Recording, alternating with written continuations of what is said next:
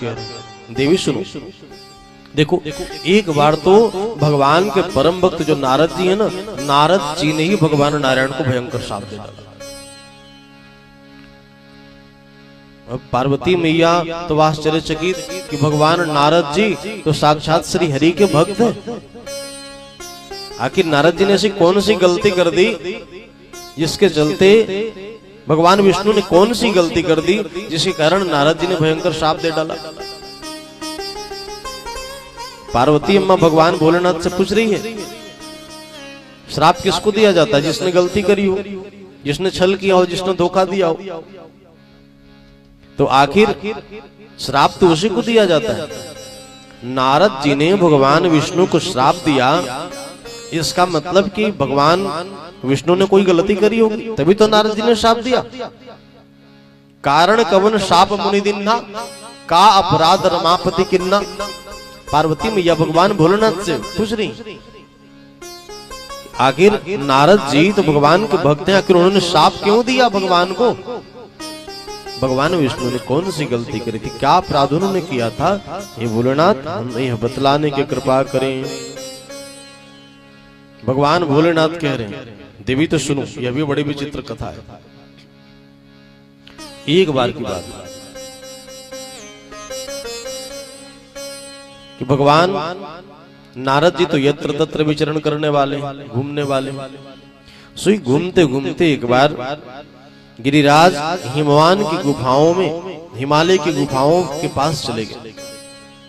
वहीं आसपास सुंदर गंगा जी बह रही थी, वहीं पर पवित्र सुंदर सा आश्रम देखा।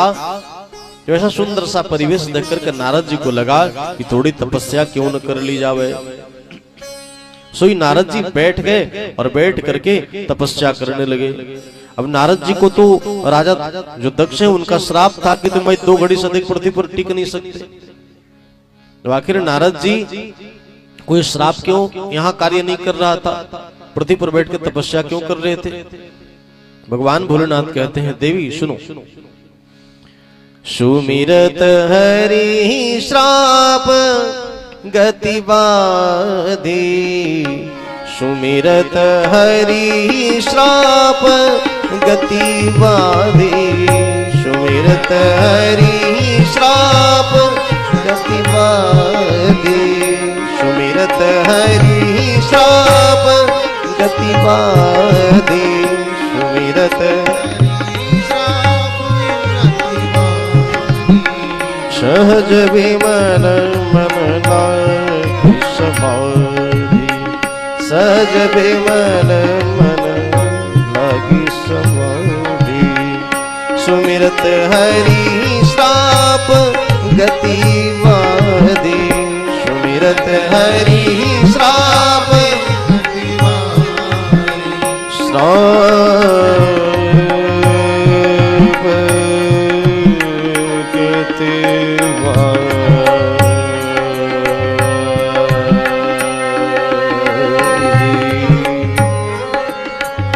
सुमिरत हरि श्राप गति बाधी, सुमिरत हरि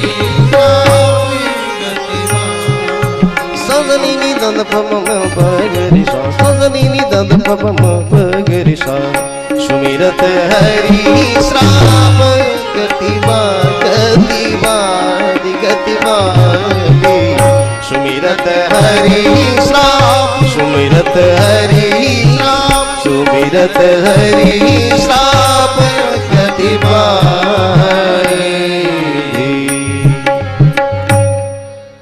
जैसे ही भगवान का स्मरण किया, भगवान का स्मरण करते ही जो दक्ष के श्राप की जो गति थी वो गति पर बंधन पड़ गया। भगवान की आराधना जब व्यक्ति मन से करता है तो आई हुई विपत्तियां भी टल जाती हैं। इसलिए नारद जी उस स्थान का उपयोग करके बड़ी घोर नारद जी ने तपस्या प्रारंभ करी। और जब तपस्या प्रारंभ करी तो इंद्र को लगा कि बाबा जी बड़ी घोर तपस्या कर रहे हैं, कहीं ऐसा नहीं कि बाबा जी हमारी कुर्सी हथियाव लें। जो नेता लोग होते हैं उनको कुर्सी का बड़ा डर होता है, कब कुर्सी चली जावे पता नहीं, इसका हमेशा डर बना रहता है। सोई इंद्र को लगा कि नारद जी तपस्या कर रहे हैं, कहीं ऐसा न हो कि बाबा जी हमारी कुर्सी खाली करवा दे। बाबाओं का कौन ठिकाना भैया, कब किसकी कुर्सी पलटवा दे। इसलिए इंद्र को बड़ी चिंता हुई। तो इंद्र को जब बड़ी चिंता हुई तो इंद्र ने अप्सराओं को भेजा, तरह तरह की अप्सराओं को भेजा, कामदेव को भेजा। कामदेव ने प्रत्येक प्रकार के हाव भाव स्वभाव प्रभाव हर प्रकार के जो उनके कार्य थे, जितने भी उनकी क्षमता थी, कुशलता थी, अपने सारे कुशलता का कामदेव ने उपयोग कर लिया, परंतु नारद जी का कुछ भी नहीं बिगाड़ पाया। नारद जी का जो धर्म है तिल बराबर भी नहीं किसका। और सचमुच में जब नारद जी की जब तपस्या पूर्ण हुई, कामदेव भी लजा करके भाग चुका था और नारद जी को यह बात पता चली तो नारद जी के मन में आया अहंकार। तो नारद जी के मन में जब अहंकार आया, नारद जी ने विचार किया कि बताओ भगवान जो नारायण, भगवान नारायण के अतिरिक्त कामदेव को जीतने वाला और कोई है ही नहीं। देखो कामदेव के प्रभाव में भगवान भोलेनाथ भी पड़े और भगवान भोलेनाथ को भी पार्वती के चक्कर में दौड़ा दिया। भगवान भोलेनाथ भी भगवान विष्णु के मोहिनी रूप पर लट्टू होकर के भगवान भोलेनाथ भी भगवान नारायण के पीछे भागने लगे थे। कामदेव ने भगवान भोलेनाथ को भी नहीं छोड़ा, ब्रह्मा जी को सरस्वती के पीछे लट्टू कर दिया। तो जो कामदेव ने ब्रह्मा जी को भी पथभ्रष्ट किया, भगवान भोलेनाथ को भी अपने पीछे दौड़ा दिया। और मैं नारद आज जो कार्य हमारे पिताश्री ब्रह्मा जी नहीं कर सके, भगवान भोलेनाथ भी जो कार्य नहीं कर सके, वह कार्य मैंने कर दिखाया। अत्यंत प्रसन्नता से नारद जी यत्र तत्र घूमने लगे। घूमते घूमते भगवान भोलेनाथ के पास गए। भगवान भोलेनाथ ने जब नारद जी को प्रसन्न देखा तो नारद जी से पूछा, नारद जी आज बड़े प्रसन्न हो रहे हो, क्या बात है? नारद जी ने कहा, बाबा बात ही कुछ ऐसी है। अच्छा नारद क्या बात है, सुनाओ तो सही। बाबा जी बुरा न मानना, तो एक बात बताओ, कामदेव के चक्कर में आपने भी भगवान विष्णु के मोहिनी रूप के पीछे भागा था, बोली भागा था कि नहीं? तो भगवान भोलेनाथ जो कामदेव ने आपको भी परास्त किया, मैंने भी उस काम को जीत लिया। भगवान भोलेनाथ ने विचार कर लिया, अरे राम, ये तो नारद के मन में तो बड़ा भयंकर, ये तो अहंकार आ गया है। फिर भी भगवान भोलेनाथ ने नारद जी को समझाया। देखिए नारद जी, बार बार बिनवाऊं मुनि तो ही, बार बार बिनवाऊं मुनि तो ही, बार बार बिनवाऊं मुनि तो ही, बार बार बार बार बिनवाऊं मुनि तो ही।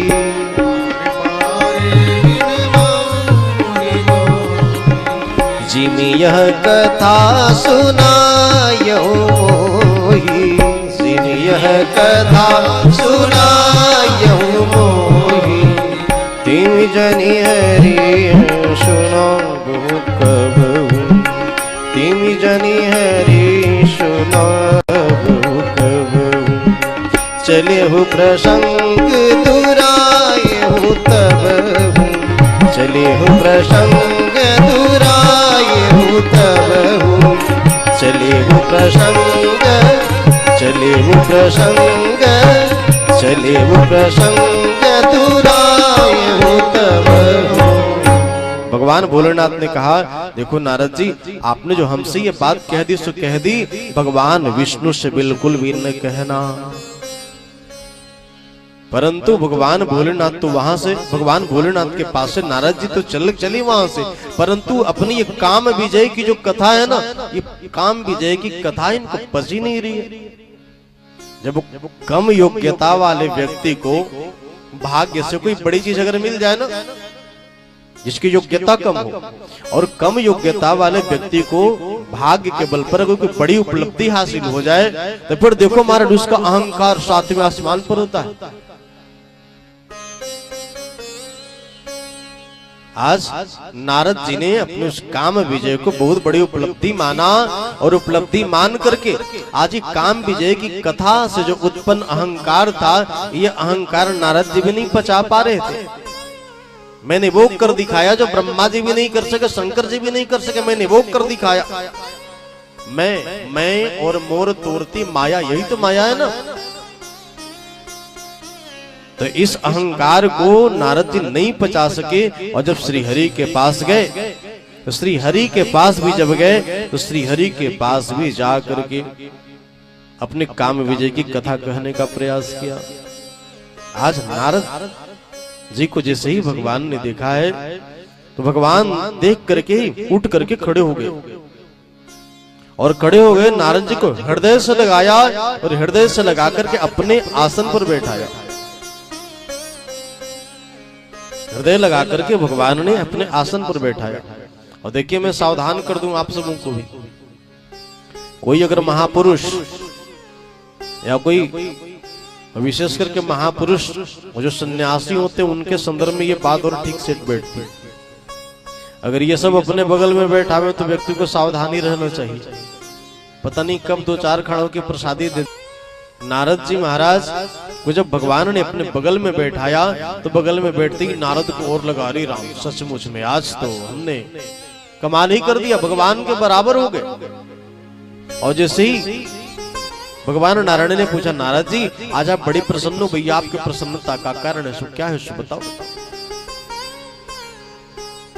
नारद जी लगे अपने उस काम विजय की कथा कहने, सारी कथा कह डाली। जरा ध्यान दीजिए, नारद जी राम कथा करने वाले थे। नारद जी क्या करते थे? भगवान राम की कथा करते थे।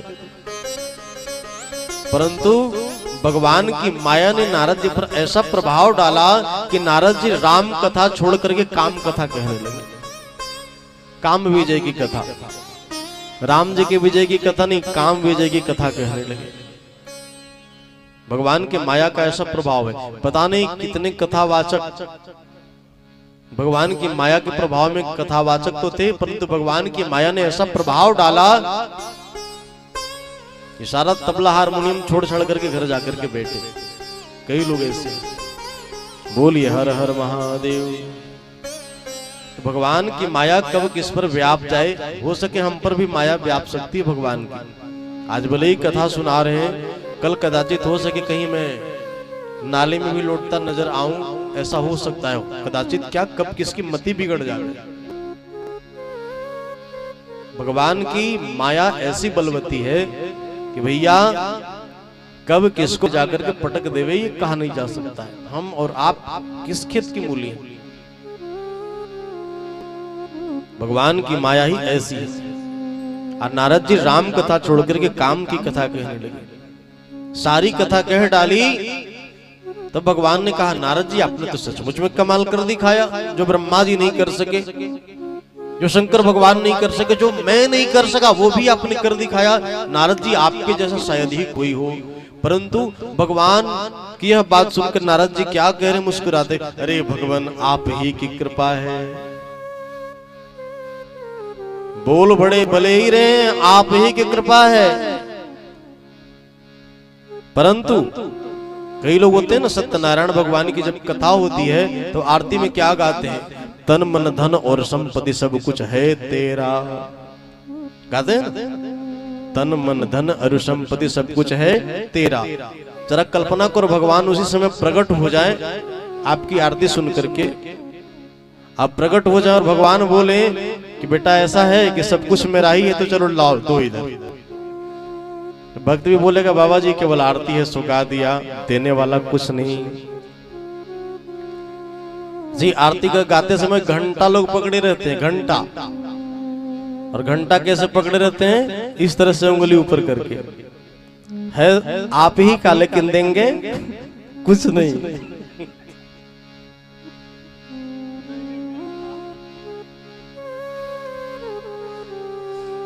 बोलिए हर हर महादेव। भैया भगवान को हम सब भी ऐसी तैसी कर देते हैं। ये माया का प्रभाव है। अमरजीत जो हमारे साथ जो तबला बजा रहा है, अरे भैया देखने में भले ही छोटा, लेकिन कभी कभी ऐसी बात बोले कि हम ग्रुप वालों के खोपड़ी में जावे। क्या कहे, हमने कहा आज ही की बात बता रहे, अमरजीत बहुत बढ़िया तबला बजाते हो भैया। तभी बोला कि महाराज जी आप भी तो बजाते ही हैं। तो हमने कहा कि देखो भैया हम तो बजाते हैं पर तुम्हारे जैसा नहीं। क्या बोल रहा है महाराज जी, आप कहां और हम कहां। इशारा देखिए, आप कहां मतलब आप जमीन में, हम कहां। कि भैया बड़ी बढ़िया कह रहे हैं।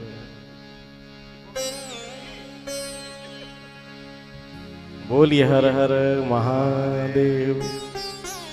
तो ही नारद जी ने कहा भगवान आप ही की कृपा है। भगवान समझ गए, करुणा निधि मन दीक विचारी, करुणा निधि मन दीक विचारी, करुणा निधि मन दीक विचारी, करुणा निधि मन दीक विचारी, करुणा निधि करुणा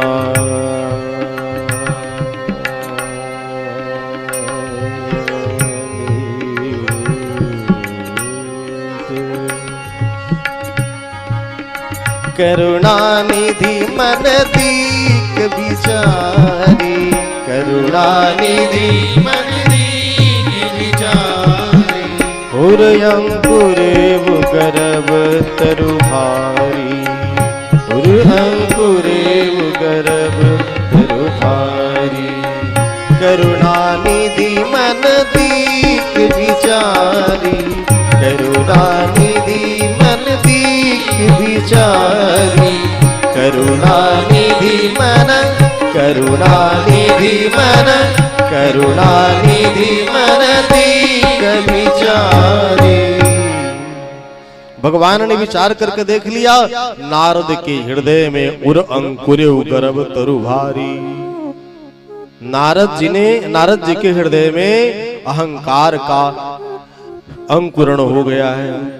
कहीं ये वृक्ष उत्पन्न न हो जाए, फलने फूलने लगे, विशाल न हो जाए, इससे पहले ही मैं इस अहंकार के वृक्ष का उन्मूलन कर दूं, जड़ से ही समाप्त कर दूं। भगवान ने ऐसा विचार करके बड़ी सुंदर एक नगर का निर्माण किया है। वहां के राजा हैं शीलनिधि, और शीलनिधि की एक बिटिया है जिसका नाम है विश्वमोहिनी। नारद जी हर जगह घूमते घूमते फिर उसी नगर में प्रवेश कर गए जो शीलनिधि का नगर था। उन्होंने देखा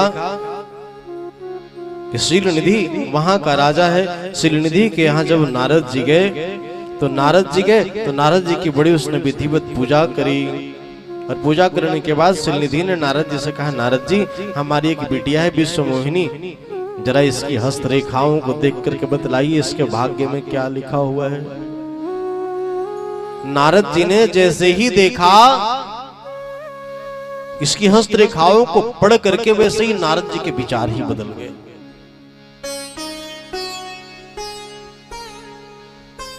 नारद जी तो नारायण नारायण करते थे ना, परंतु जैसे ही उस कन्या का हस्तरेखा उन्होंने पढ़ा तो पढ़ते ही उनकी बुद्धि बदल गई। क्या लिखा हुआ था भैया? लिखा हुआ था, जो यही वरई अमर सोई होई, जो यही वरई अमर सोई होई, समर भूमि तेहि जीत न कोई, समर भूमि तेहि जीत न कोई, सेवहि सकल चराचर ताहि, सेवहि सकल चराचर ताहि, बरई शील निधि कन्या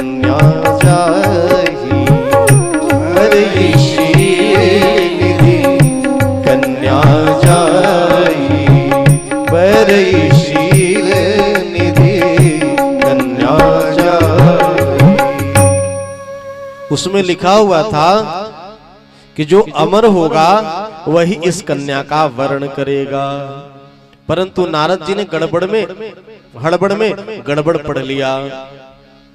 हस्तरेखा में यह लिखा हुआ था कि जो अमर होगा वही इस कन्या का वर्ण करेगा, परंतु हड़बड़ में उन्होंने क्या पढ़ लिया कि जो इस कन्या का वर्ण करेगा वो अमर हो जाएगा, युद्ध भूमि में कोई उसे नहीं जीत पाएगा, सारे चर अचर उसकी सेवा करेंगे, जो शील निधि की कन्या से विवाह करेगा। तो देखिए नारद जी ने तो उसकी रेखाओं को पढ़ा, परंतु पढ़ी हुई बात उन्होंने शीलनिधि को न बतलाई। क्या बात है, वह बात उसने नहीं बतलाई। अब नारद जी ने लक्षण सब विचार उड़ राके, कछुक बनाई भूप सन भाके, शीलनिधि से कुछ न कुछ उल्टा पुल्टा कह करके समझा दिया, और समझा करके उन्होंने मन में विचार किया कि भैया यदि कदाचित मैंने इस कन्या का वर्ण कर लिया तो सारे चर अचर हमारी ही सेवा करेंगे, युद्ध में कोई हमें नहीं जीत सकेगा। जरा विचार करिए, विरक्त नारद जी जो हमेशा नारायण नारायण जाप करते रहते हैं, आज भगवान की माया का प्रभाव ऐसा ही ने जकड़ रखा है कि राम कथा करने वाले नारद जी को आज काम कथा करवाया उसने।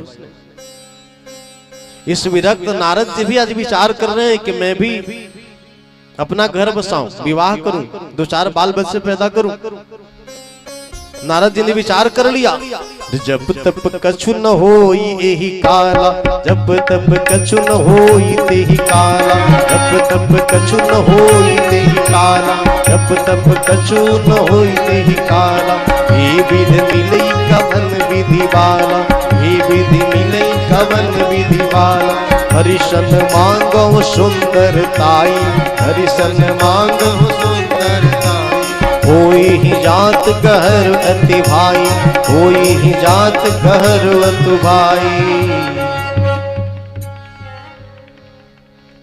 अब नारद जी ने विचार कर लिया, भैया जप तप कछु न होई काला, अब बीणा वगैरह उठा करके अलग रख, अब यहाँ कोई जप तप तपस्या कुछ नहीं होगा। अब किसी भी प्रकार से ये विधि मिली कवन विधि बाला, भैया चाहे जैसे भी हो मुझे ये लड़की मिलनी चाहिए। जो विधि हे विधि मिली कवन विधि बाला, जिस प्रकार से ये कन्या मुझे मिले ये हमें मिलना चाहिए। बड़े उन्होंने विचार किया, विचार करके तब उनके मन में यही विचार आया कि जाता हूँ श्री हरि के पास, मैं तो श्री हरि का अनन्य सेवक हूँ, मैं भगवान के पास जाकर के भगवान से कहूँ, भगवान आपको जो अपनी सुंदरता है ना, ये सुंदरता मुझे उधार दे दीजिए। अरे भैया कोई रुपए पैसा उधार मांगे चलेगा।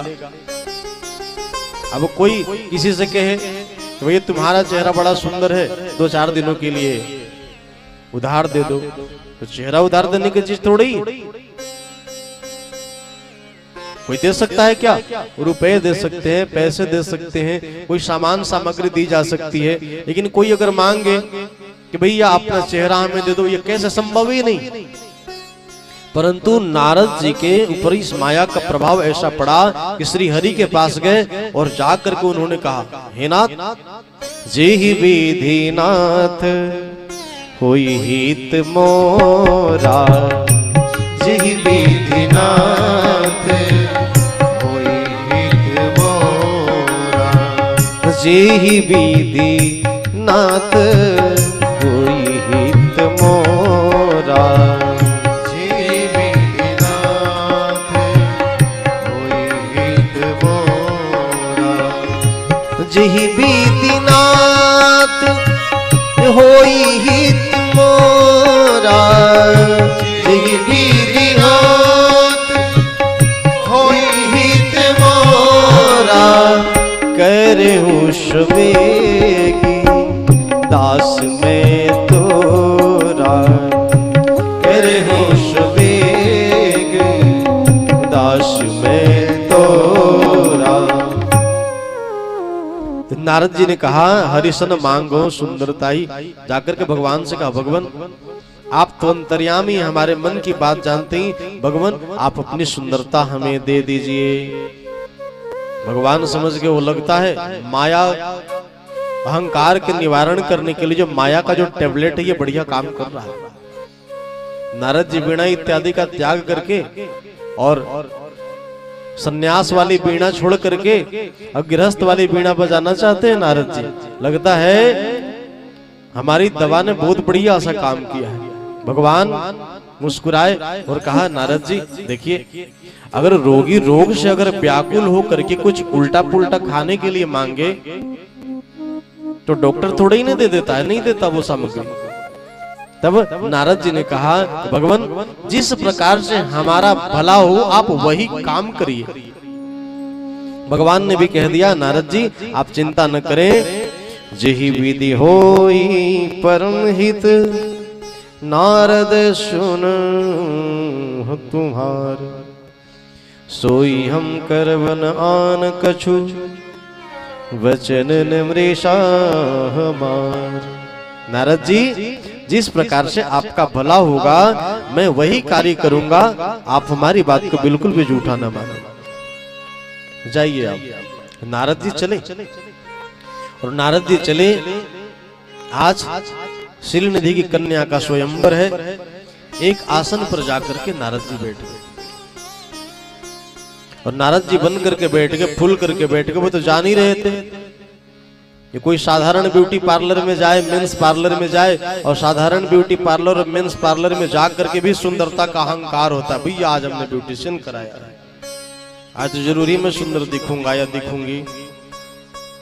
तो साधारण जो ब्यूटी पार्लर मेंस पार्लर में जा करके ब्यूटिशियन करा करके आदमी आवे तो उसको भी सुंदरता का थोड़ा सा गर्व होता है। और नारद जी तो सीधे जाकर के भगवान नारायण के ही मेंस पार्लर में उन्होंने ब्यूटिशियन कराया। माया का आश्रय लिया है नारद जी।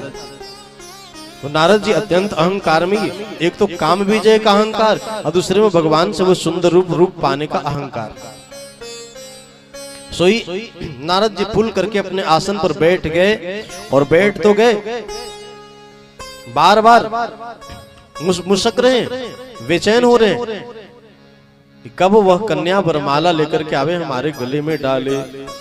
अब शिलनिधि की वह कन्या विश्वमोहिनी वरमाला लिए हुए विभिन्न राजकुमारों के पास यत्र तत्र घूमने लगी,